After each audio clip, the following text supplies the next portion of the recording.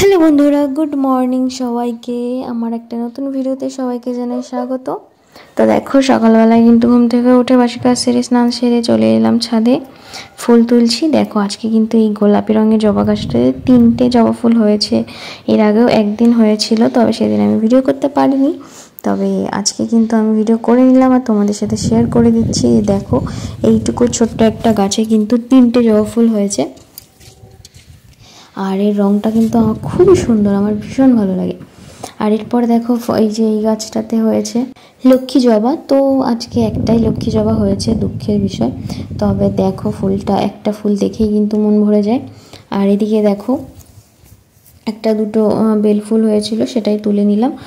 আর এদিকে কিন্তু একটা মাত্র হলুদ জবা হয়েছে, তবে বেশ সুন্দর।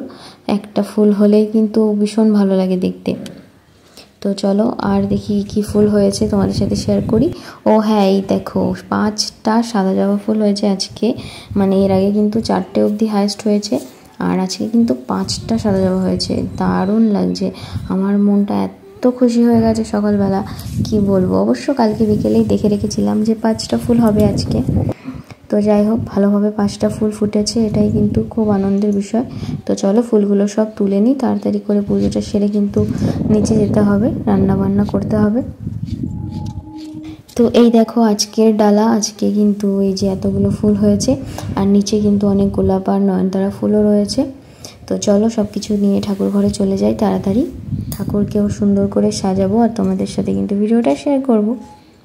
তো এতক্ষণ যারা ভিডিওটা দেখছো, ভিডিওটা অবশ্যই লাইক করে দাও আর কমেন্ট করে জানাও আমার এই ছাদ বাগানের ফুলের রঙগুলো কেমন, তোমাদের বাড়িতে কোন কোন ভ্যারাইটিগুলো আছে, আর নিউ কী আছে সেগুলো আমার সাথে একটু শেয়ার করো কমেন্টে। আমিও আরও জবা আনবো, কারণ মানে জবা ফুল আমার এখন এত ভালো লাগে, কি বলবো। আমার শুধু মনে হয় আমার ছাদ ভর্তি জবা ফুল গাছ থাকবে, রং বেরঙের এক একটা নতুন নতুন ভ্যারাইটির থাকবে।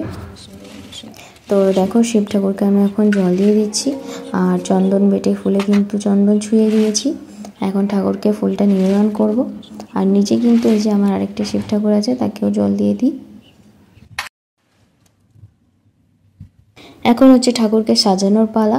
তো দেখো, এই সুন্দর ফুলটা কিন্তু আমি মা লক্ষ্মীর ঘটে দিয়ে দিলাম। এই লক্ষ্মী জবাটা দিয়ে দিচ্ছি মা তারাকে। আজকে লাল ফুল একদমই হয়নি, তো কি করব, এই গোলাপি লাল ফুলটাই মাকে দিচ্ছি। তো এই রং বেরঙের ফুল দিয়ে কিন্তু ঠাকুর ঘর সাজাতে ভীষণই ভালো লাগে আমার, তোমাদের মানে বলে বোঝাতে পারবো না, এত ভালো লাগে।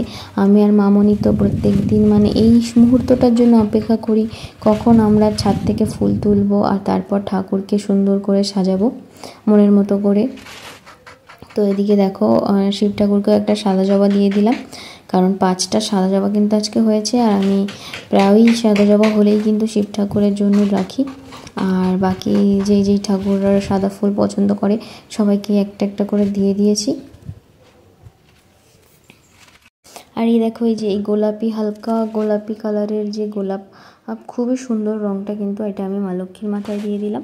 আর এদিকে দিয়ে দিলাম রাধাকৃষ্ণের ফটোতে একটা, আর ওখানে মা পঙ্খা আছে, তাকেও কিন্তু একটা গোলাপ নিবেদন করলাম, কারণ আজকে জবা ফুল তো খুব বেশি হয়নি, তাই সবাইকে কিন্তু বুঝে শুনে ফুল দিতে হচ্ছে। আর লাল ফুল যেহেতু হয়নি, খুবই মানে একটু অসুবিধা হচ্ছে যে কোন ঠাকুরকে কি ফুল দেব। তো চলো এখন শিব ঠাকুরকে টগর ফুল দিয়ে সাজিয়ে দিই। ওম নমঃ শিবায়, ওম নমঃ শিবায়, ওম নমঃ শিবায়। তো ঠাকুরকে জল দেওয়ার সময় এবং ফুল দিয়ে সাজানোর সময়, তারপর আরতি করার সময় আমি কিন্তু ওম নমঃ শিবায় উচ্চারণ করতে থাকি মনে মনে। মনে একটা শান্তি লাগে যে মহাদেবের পুজো করার মতন সৌভাগ্য আমার হয়েছে। প্রত্যেক দিন পুজো করার সময় মনটা একদম আনন্দিত পুলকিত হয়ে যায়, আর আমার মনে হয় আমি সারাদিন ঠাকুর ঘরে বসে থাকি, ভীষণই ভালো লাগে আমার। তো আরও একটা মন্ত্রও কিন্তু আমি উচ্চারণ করে থাকি, সেই মন্ত্রটা হচ্ছে ওম নমঃ শিবায় শান্তায় কারণত্রয় হেতবে নিবেদয়ামি চাত্মানং তং গতি পরমেশ্বর। তো দেখো, আমার কিন্তু সুন্দর করে সাজানো হয়ে গেছে ঠাকুরকে। এখন আমি ঠাকুরকে ভোগ নিবেদন করে দিচ্ছি। তো এই যে এই কৌটোটার মধ্যে কিন্তু বাতাসা রাখি আমরা, আর এই যে বাতাসা দিয়ে দিচ্ছি ঠাকুরকে এখন। তো দেখো আমাদের ঠাকুর ঘরটা আজকে কেমন লাগছে তোমরা কমেন্ট করে কিন্তু অবশ্যই জানিও। তো পুজো দিয়ে দেখো এরপর চলে এলাম ছাদে। আর এতগুলো বেগুন কিন্তু আমাদের বেগুন গাছে হয়েছে, এই যে মামনি সব তুলে নিল বেগুনগুলো। দেখো একটা গাছ শুকিয়ে গেছে ডালটা, তো ওই কারণে কিন্তু বেগুনগুলো তুলে নিলাম যে কটা ছিল। আর এদিকে দেখো মোসান্ডাটা একদম হাওয়াতে কত সুন্দর হি হি করে হাসছে যেন। আমার কিন্তু দারুণ লাগে এই মোসান্ডা গাছটা। আমাদের যখন গাছটা এনেছিল মোটে 2-4টে পাপড়ি ছিল, আর এখন দেখো পুরো গাছটা ভরে গিয়েছে। আর এদিকে দেখো গোলাপ গাছটাতে কতগুলো গোলাপ হয়েছে, আর রংটা দেখেছো কি সুন্দর, তাই না? তোমাদের বাড়িতে এই গাছটা আছে তোমরা কমেন্ট করে জানিও, আর তোমাদের গাছে কেমন ফুল হয়। আর গাছটার পরিচর্যা সম্বন্ধে যদি তোমরা ভিডিও চাও তাহলে অবশ্যই আমাকে কমেন্টে জানিও, আমি ভিডিও দেওয়ার চেষ্টা করব। আর এদিকে দেখো এই অ্যালামন্ডাটা ঝুলে পড়েছে, তবে দারুণ লাগছে দেখতে। কিন্তু একটা ফুল হয়েছে আর একটা কুড়ি, ওটা কালই হয়ে যাবে। আর এদিকে দেখো বেরি গাছটাতেও কিন্তু ফুল হয়েছে, কিন্তু দুঃখের বিষয় ফুলগুলো থাকছে না, পড়ে যাচ্ছে, কারণ গাছটা খুবই কমজোর আছে, এখনও ফল নেওয়ার মতন তার ধৈর্য হয়নি। এদিকে দেখো টগর গাছে কিন্তু বেশ কয়েকটা টগর হয়েছে, তবে এই টগর গাছের সাইডে একটা পুঁই গাছ হয়েছে, এই যে পুঁই গাছটা। তো বড়মশাই বলেছে গাছটা তুলে নিতে, নাহলে টগর গাছটা দুর্বল হয়ে যাবে। তো মামনি সেটাই তুলে নিল।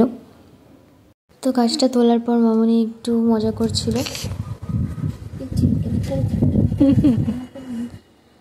তবে সত্যি কথা বলতে মামনের কিন্তু কষ্ট হচ্ছিল, কারণ গাছটা খুব সুন্দর বেড়ে উঠছিল। দেখতেই পাচ্ছ তোমরা গাছটা কত সুন্দর তরতাজা। এদিকে দেখো ঝিঙে গাছে কিন্তু ঝিঙে হয়েছে 2-3টে, তাই সেটাও মামনি তুলে নিচ্ছে। তো আমাদের এই ঝিঙে গাছ থেকে কিন্তু আমরা প্রচুর ঝিঙে তুলেছি। হ্যাঁ, হয়তো খুব একটা বড় হয়নি, এই যে সাইজটা দেখছো এরকম সাইজেরই হয়েছে সবগুলো।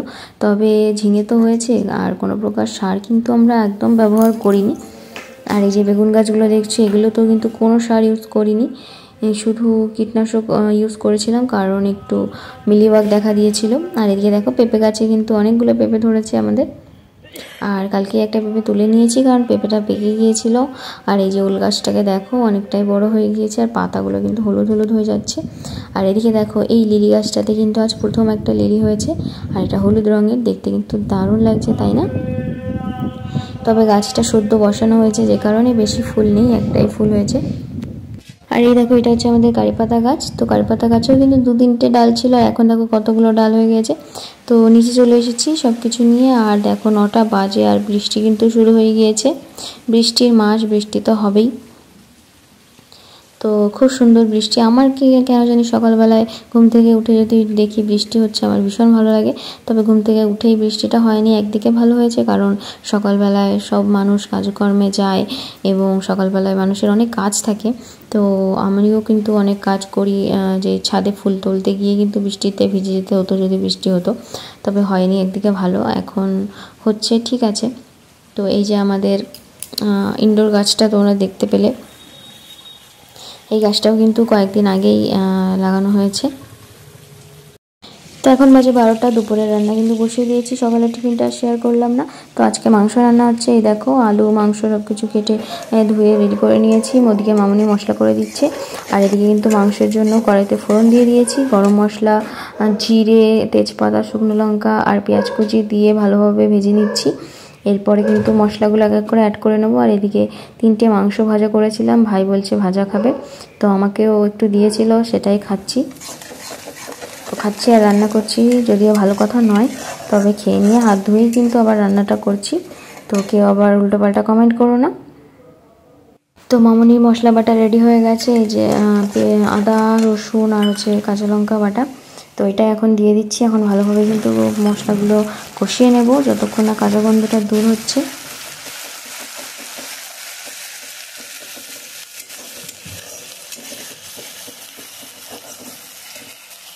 এখন দিয়ে দিলাম পরিমাণ মতো শুকনো লঙ্কার গুঁড়ো, অল্প করে ধনে গুঁড়ো আর অল্প করে জিরে গুঁড়ো। এরপর কিন্তু ভালোভাবে কষিয়ে নেব, আর দিয়ে দেবো হলুদ। তো সামান্য একটু জল দিয়ে দিলাম, নাহলে মশলাগুলো পুড়ে যেতে পারে।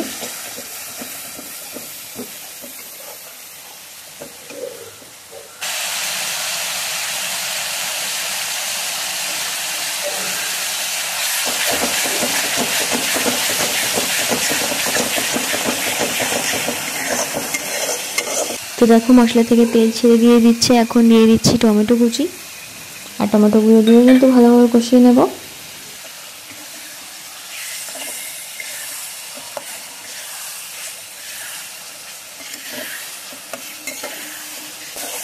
এই দেখো মশলা কিন্তু সুন্দরভাবে কষে গিয়েছে, তেল ছেড়ে দিয়েছে। এখন মাংসগুলোকে দিয়ে দিচ্ছি। তো মাংসটাকে কিন্তু ধুয়ে হলুদ লবণ মাখিয়ে রেখে দিয়েছিলাম। এখন মাংসটা দিয়ে ভালোভাবে কষিয়ে নেব।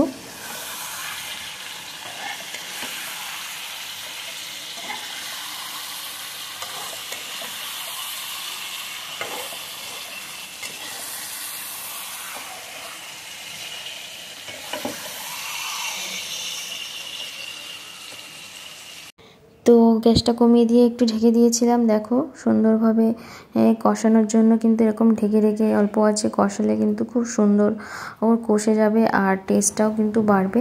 তো এই দেখো মাংসতে কিন্তু অল্প করে জল দিয়েছিলাম, সেটাই এখন ভালোভাবে জলটা শুষে নিচ্ছে। এরপর কিন্তু ভালোভাবে কষিয়ে নিয়ে শুকিয়ে পুরো জলটাকে তারপরে আবার পরিমাণ মতো জল দিয়ে দেবো। তো এখন আলুগুলোকেও অ্যাড করে দিলাম, আর এখন কিন্তু সুন্দরভাবে কষাতে হবে অনেকক্ষণ ধরে, যতক্ষণ না রঙটা চেঞ্জ হয়ে যাচ্ছে, এই হলুদ রঙটা গিয়ে লাল হচ্ছে, ততক্ষণ কিন্তু কষাতেই হবে সুন্দর করে।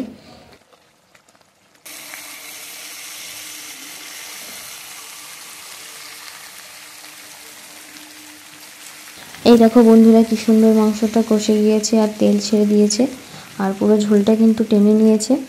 তো সুন্দরভাবে কষে গিয়েছে। এখন আমি জল দিয়ে দিচ্ছি, আর জল দিয়ে কিন্তু ভালোভাবে ফুটিয়ে নিতে হবে।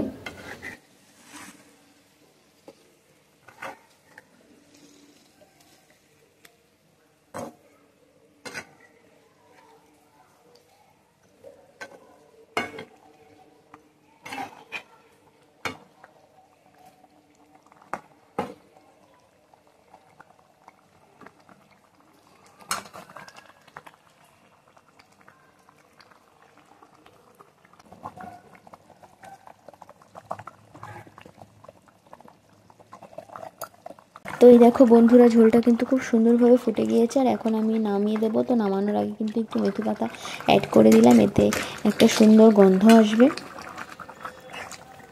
তো ভিডিওটা তোমাদের কেমন লাগলো কমেন্ট করে কিন্তু অবশ্যই জানিও, আর ভালো লাগলে অবশ্যই শেয়ার করে দিও। আর তোমরা কি মেথি পাতা ইউজ করো কিনা সেটাও কিন্তু কমেন্টে আমাকে অবশ্যই জানিও।